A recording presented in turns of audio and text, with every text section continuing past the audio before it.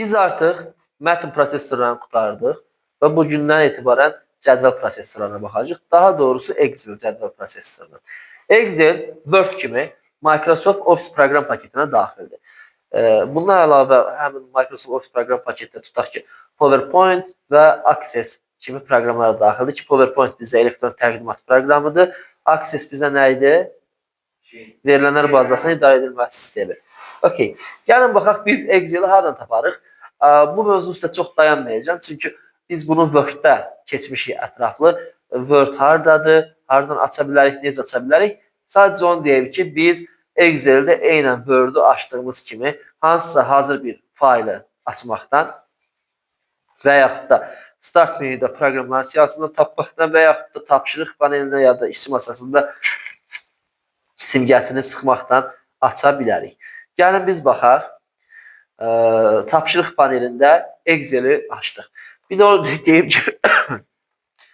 onu deyim ki, bizdə Word-də yaradılan fayla nə deyilirdi? Sənəd.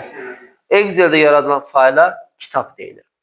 Biz Excel-i açanda gördüyümüz kimi qarşımıza çıxan görüntü Word-ə bənzəyir. Word-də də bizdə yuxarıda şablonlar var idi, şablon sənəd formaları.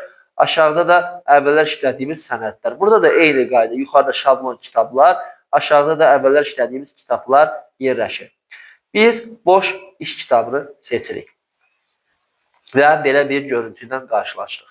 İndi gəlin baxaq, bunun hansı hissələri var. Bir-bir gəlin hamısını izah edək. Deməli, bizdə ilk olaraq gəlir xanalar. Yəni ki, baxsaq görək ki, cədvəl şəklindədir. Hər bir cədvəldə olduğu kimi Excel-də xanalardan ibarətdir. Hər biri xanadır. Bu da xanadır, bu da xanadır, bu da xanadır və hər bir xananın ünvanı var. Ünvan necə yazılır? Ünvan, xananın yerləşdiyi sütunun ünvanı, arxasında da sətrin ünvanı yazılır. Məsələn, hazırda seçdiyim xananın ünvanı, bizdə baxsaq, burada tam çıxır. S sütununun 6-cı sətridir. Onda xananın ünvanı nə olur? E6. Xananın ünvanı E6 olur. Şahmat qaydasında, şahmatdakına deyək ki, bizdə xanalar hərf və rəqəm qarşılığı deyilir. Burada da eyni. Hər bir sütun bizdə Latin əlifbasının baş hərflərindən işarələnibdir. Hər bir sətr bizdə rəqəmlərdən işarələnibdir. Məsələn, bu xana olacaq bizdə C3. Bu xana olacaq bizdə G1. Bu xana olacaq bizdə F12 və s. Aydındır? Buyur. Ay sağ ol. Bizdə sütun və sətr sayı ekranda gördüyümüzdən daha çoxdur. Sətr sayı neçədir? 2/20 sətr var. Yəni ki, 1.048.576 sətrimiz var.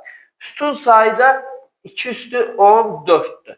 Deyirsiniz ki, bəs Z-dan sonra biz bilirik ki, Latin əlifbasının 26-cı hərfi Z-dir də. Z-dən sonra bizdə nə gəlir? Z-dən sonra Onurun dediyi kimi A gəlir. Daha sonra AB, AC, AD. Ta ki sonuncu bizdə olacaq XFD. Aydındır? Ünvanlar da bizdə dediyim ki, məsələn, yazılacaq uyğun olaraq tutaq ki, BA 1972. Belə bir ünvan ola bilər. Ya da ki, sadəcə yazacaq B1. Məsələn, B1 bizdə bu xanadır. O sözlərdə çox xanaya sütuna ehtiyac var. Hə. Ay sağ ol. Onu da deyim ki, bu bir cədvəlin bir vərəqində nə qədər xana olur onda? 2/34. 2/34 sayda xana olur. Və bizdə vərəq burada yerləşir. Gördüyünüz kimi yeni vərəq artırmaq üçün də bizdə düymə var. Yəni ki, vərəqlərin sayıdakı hər hansı bir limit yoxdur. Kompüterin gücü nə qədər çatır, o qədər çox vərəq yarada bilərik. Yəni ki, bir növ sonsuz olmasında çox böyük miqdarda məlumat saxlama var Excel-də. Baxaq, bizdə fikir verin, burada A1 xanası digərlərindən fərqlənir. Kənarı yaşıl haşiyəlidir. Düzdürmü? Bu demək ki, o xana hazırda kursor o xanadır. Yəni, biz işləməyə başlasaq, o xanadan işləyəcək.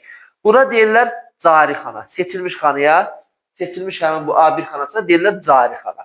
Və seçilmiş xananın ünvanı yuxarıda burada ünvan sətrində görsənir. Aydındır? Fikir verin, buraya yazdıqlar nə? A1.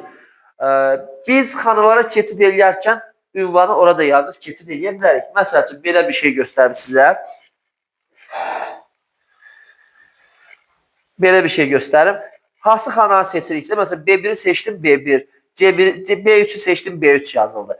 Mən buradan da keçid eləyə bilərəm. Məsələn, yazıram D5. Keçdi bizdə D5 xanasına. Aydındır? Və yaxud da gəlin Excel'in axırına keçək. XFD 1.048.576. Fikir verin, bizdə bu da Excel'in sonu. Ən son xanası. Fikir verin, buradan o yüzden aşağı nə də ki sağa heç nə yoxdur. Ən axırıncısıdır. Yaxşı. Sonra bizdə nə var? Bizdə var düstur sətri. Baxın bu hissə, yuxarıda gördüyünüz bu hissə bizdə adlanır düstur sətri. Xanıya nə yazmışıqsa, həmin məlumatlar orada bilinir. Gəlin baxaq. Məsələn, A1 xanasına yazdım 5, B1 xanasına da yazdım 3. Bir qədər də böyüdək ki, rahat görsün. A1 xanasına 5, B1 xanasına 3 yazdım. Mən seçəndə burada uyğun olaraq 5 görsənir, digərini seçəndə 3 görsənir. Deyirsiniz ki, onlar orada zaten görsənir də, biz deyirik ki, baxın. Əvvəllər sizə belə bir söz demişdim. Bütün düsturlar nə ilə başlayır? Bütün düsturlar bərabərdən başlayır. Yazırıq, bərabərdir. A1 üstə gələk B1. Və yaxud da B1'i yazmaqdasa gedib seçə bilərik, fərq eləmir. İstəyirsən yaz, istəyirsən seç. Enter'i vurdum. Bizdə nə göstərdi? 8. Amma biz orada düstur yazmışdıq da, düzdür? Fikir verin, yuxarıda düstur sətrində bizdə düsturu göstərir. Aydındır bu? Yəni ki, A1'in üstünə B1'i gəlmək düsturunu bizdə burada göstərir. Sonra bizdə bir dənə də anlayış var. Diapazon. Diapazon nədir? Diapazon yanaşı yerləşən düzbucaqlı şəklində xanalar qrupudur. Yəni ki, məsələn, bu diapazon sayılır. Ondan sonra tutaq ki, bu diapazon sayılır. Bu diapazon sayılır. Və s. Laf 2 xana belə bizdə diapazon sayılır. Yəni ki, hə? Yox, bir xana sadəcə xanadır. Ən azı 2 xana olmalıdır ki, diapazon sayılsın. Bəs diapazon bizdə necə yazılır? Gəlin baxaq. Məsəl üçün, biz xərclərimizi hesablayırıq. Nəsə alış-veriş eləmişik. Deməli, bizdə qiymət yazaq. Qiymət. Okey. Birinə 5 vermişik, birinə 3 vermişik, birinə 6, birinə 5 onda 2, birinə 8 onda 5 və s.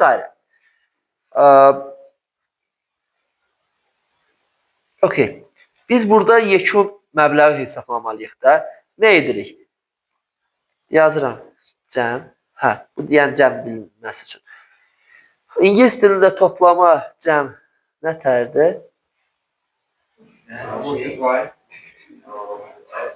Vurmaqdır. Baxaq, bizdə bütün düstura dedim ki, bərabərlə başlayır. Düzdür? Bərabərdir. Sam bizdə toplamadır. Və bura baxın. Biz orada yaza bilərdik ki, bərabərdir B2 üstə gələk B3 üstə gələk B4 üstə gələk B5. Aha, sam bizdə toplayır. Və burada belə bir şey göstərdim sizə. Diapazon. Diapazon. Bax, fikir verin. Bizdə nətər yazıldı? B2 qoşa nöqtə B6. Bu o deməkdir ki, B2 B6 diapazonu.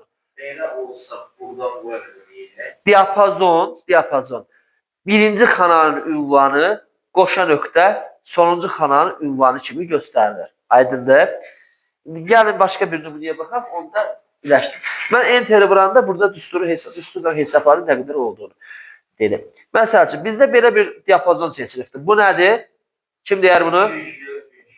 Y2, G5 diapazonu. Düzdür. Baxın, birinci xana bizdə hansıdır? Y2. İkinci xana bizdə hansıdır? G5. Bax, bizdə Y2 və G5-dir də, düzdür? Onda bu diapazon bizdə olacaq Y2 qoşa nöqtə G5. Qoşa nöqtə də nöqtə vergüldən səhv salmayın. Nöqtə vergül düsturlar keçəndə baxacaq. O başqa bir şeydir. Yəni ikisini götürür sadəcə. Bizdə amma necədir? Diapazon bu şəkildə. Birinci xananın ünvanı qoşa nöqtə sonuncu xananın ünvanı kimi qeyd olunur. Seçməyə oradan başlamışıq. Bilinsin ki, hardan başlamışıq. Məsəl üçün, belə bir şey ola bilər ki, seçməyə tutaq ki, aşağıdan başlayaq da. Belə bir. Yazsaq, hardan yazılacaq o? Aydındır. Yəni, aktiv xana hansıdır? Diapazonu göstərir. Aktiv xananın diapazon tərkibində ağ xana kimi göstərir. Okey. Aydındır, diapazon nəyə deyilir? İndi gəlin biz sizdən xanaların tərkibindəki məlumatlara baxaq. Daha doğrusu belə deyək. Verilənlər, Excel'də verilənlərin hansı tipləri var? Biz Word-də cədvəllərdən işlədikdə, düzdür? Word-də cədvəllərdəki hamısı sadəcə yazı idi. Yəni, ona nə yazdım? Elə bir çox fərqi yox. Düzdür, Word-də də sadə düsturlardan istifadə eləmək olur. Biz ona toxunmadıq. Çünki bu iş üçün əsas nəzərdə tutulmuş proqram bizdə nədir? Excel-dir. Baxaq, bizdə nə var? Xanaların tipləri, daha doğrusu xanalardakı verilənlərin tipləri buradan idarə olunur. Açırıq. Bizdə müxtəlif variantlar var. General'dır, number, currency, time, text və s. Baxaq, hansı nə işə yarayır? Bizdə general standartdır. Burada konkret bir tip yoxdur. Sən nə yazırsansa, avtomatik ona uyğun özü tip təyin edir. Number'a baxaq. Məsəl üçün, mən bura yazdım 5. Sadəcə 5 kimi görsənir də, düzdürmü? Mən gəlib buradan number seçdim, onu həqiqət şəklində göstərəcək. 5 tam %0 kimi də həqiqət kimi göstərdik. Və yaxud da başqa bir şey yazacaq. Tutaq ki, yazacaq neçə olsun? 7 tam özüm yazıram. Belə bir şey, ədəd yazdım. Və bizdə görürsünüz, onu nətər göstərdi? Yuvaraqlaşmış. Burada bizdə uyğun əmrlər var. Vergüldən sonraki ədədləri, rəqəmləri daha doğrusu artırmaq və azaltmaq. Yuvaraqlaşdıra əlbəttə ki. Gördünüz? Hər dəfə yuvaraqlaşdıra artırır, azaldır. Sonra bizdə nə var? Bizdə var currency. Currency bir də accounting, bunlar hər ikisi bizdə maliyyə hesabatları üçün lazımdır. Orada bir cüzi fərqi var. Birində mənfi olur, birində olmur. Amma biz ən çox currency işlədirik. O birisi digəri bizdə mühasibatlıq üçündür. Proqramda yoxdur. Currency seçdik. Bizdə tutaq ki, bayaqki kimi 5'i bassam nə olacaq? 5 manat. Gördünüz mü? Əgər biz manatdan yox tutaq ki, məbləği dəyişmək istəyirik də, nə edirik? Vurduq. Burada aşağı hissədə bizdə əlavə funksiyalar üçün düymə var. Vurduq və gəlir. Gördünüz, currency seçilir. Buradan başqalarını, bayaqki siyahıda gördüyünüzdə general number, currency, accounting, date, time və s. Hazırda currency seçilir və sıfırdan sonra, vergüldən sonra da neçə ədədin neçə rəqəminin görsənməsi bizdə təyin eləmək olur bunu. Bir də baxaq, müxtəlif ölkələrin pul vahidləri. Hər hansı biri. Necə? Məsəl üçün, Avstraliya dollarını götürək. Okey. Gördünüz? Bizdə dollardan görsəndi. Bəs pulu çevirəndə, pulu da çevirməyini də edirik. Onu artıq özün hesablama düşər. Belə yoxdur. Ən azından internetə qoşulmaq lazımdır ki, müəyyən makroslar yaza bilirsən. Makros yoxdursa da özün sadəcə kursu yazıb, valyuta kursunu yazıb, adi hesablama qaydasına hesablama bilərsən. Hətta o deyirəm. Kursu yazıb, kursdan çevirə bilərsən. Okey. Sonra bizdə nə var? Bizdə var tarix. Tarix iki cürdür. Short date, long date. Nədir tarix? Məsələn, mən bugünkü tarixi yazıram. 10'u 12-ci ay 2025-ci il. Düzdürmü? Bizdə bu short date'dir və yaxud da sadəcə date. Mən bunu long date'ə çevirsəm, bizdə açıq yazır. 10 sözdən yazılır da 10 dekabr 2025 çərşənbə kimi. Aydındır? Yaxşı, maraqlı bir şey. Mən bunu generala çevirsəm və yaxud da number çevirsəm, generala çevirək. Bizdə belə bir ədəd gəldi. 46001. Nədir bu sizcə? Excel'də bütün tarixlər hamısı 1 yanvar 1900-cü ildən başlayır. Və həmin bax bu yazdığımız 46001 o deməkdir ki, bugünkü gün, mən bugünkü tarixi yazmışım da. 46.001. Hə, 1 yanvar 1900-cü ildən bəri 46001 gün keçibdir. 46.000 çatmamışdı. Hə? 46.000 şey. Dünən deyim də. Dünən keçsəydik 46000 olurdu, hə? Okey, 46001 gün keçibdir. Aydındır? Ya da ki, başqa bir şey deyək. Məsəl üçün, tutaq ki, bura 40 yazıram. D1-ə 40 yazdım.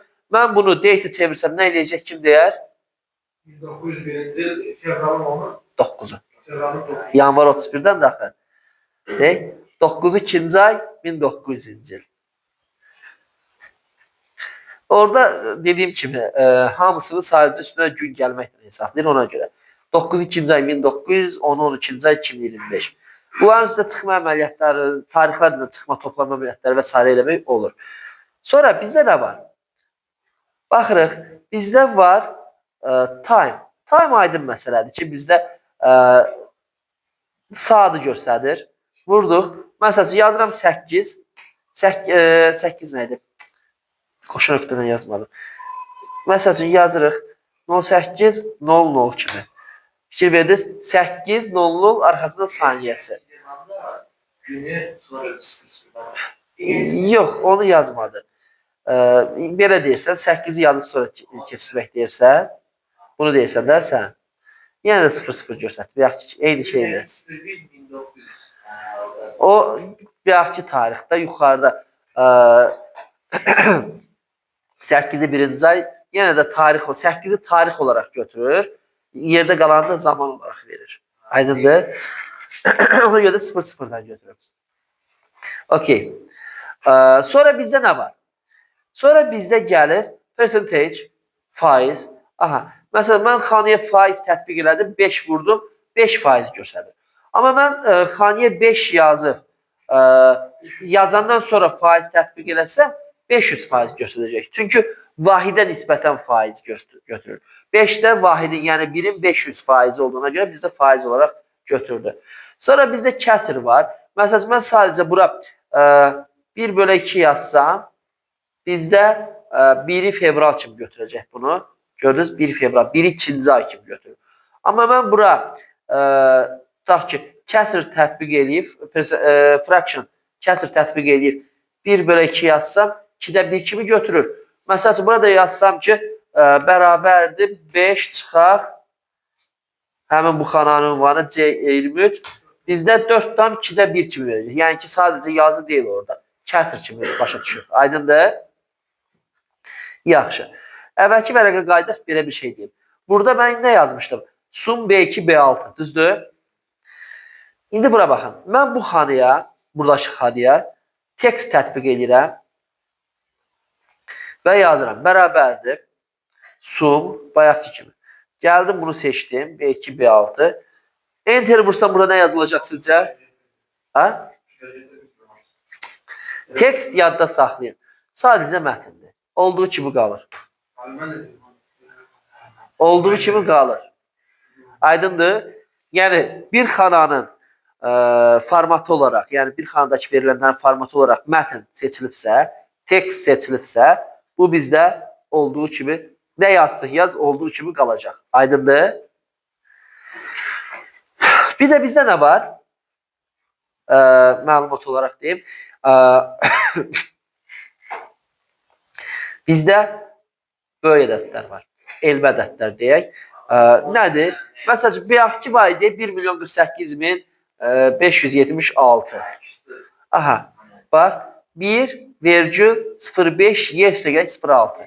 Bu o deməkdir ki, vergüldən sonra, buradakı vergüldən sonra əslində bizdə 6 dənə ədəd, 6 dənə rəqəm var. Sadəcə gizlədilir, qısa formada bu şəkildə yazılır.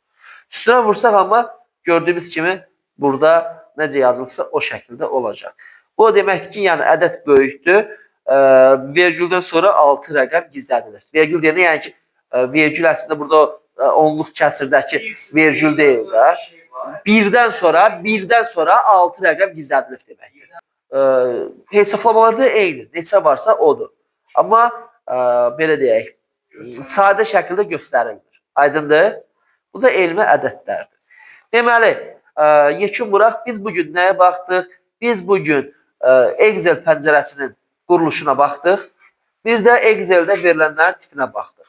Aydındır? Bununla bağlı sual varmı?